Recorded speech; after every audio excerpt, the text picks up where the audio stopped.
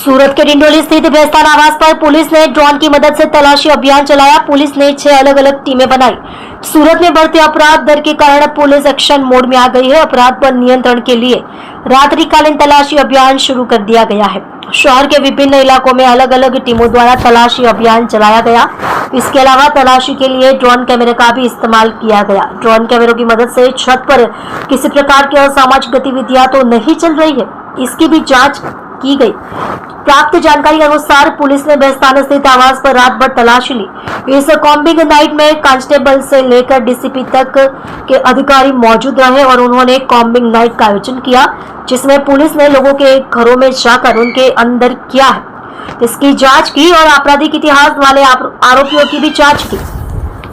बताया गया है कि इस तलाशी में महिला पुलिस कर्मचारियों ने भी हिस्सा लिया और उन्होंने लोगों के घरों की तलाशी भी ली।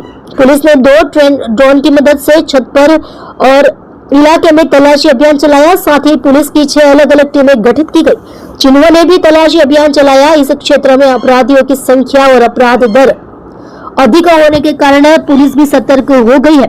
कल रात पुलिस ने कितने अपराध दर्ज किए, इसकी जानकारी अभी तक जारी नहीं की गई है। फिर भी सूरत में अपराध दर अभी भी ऊंची बनी हुई है। हत्या, बलात्कार और डकैती जैसी घटनाएं अक्सर होती रहती है। फिर पुलिस आरोपी को कानून के प्रति जागरूक करने के लिए भी है।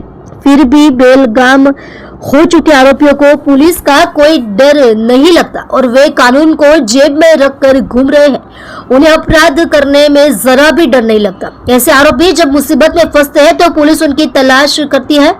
यहाँ तक कि इलाके में शांति बनाए रखने के लिए रात में तलाशी अभियान भी चलाया जाना जरूरी है।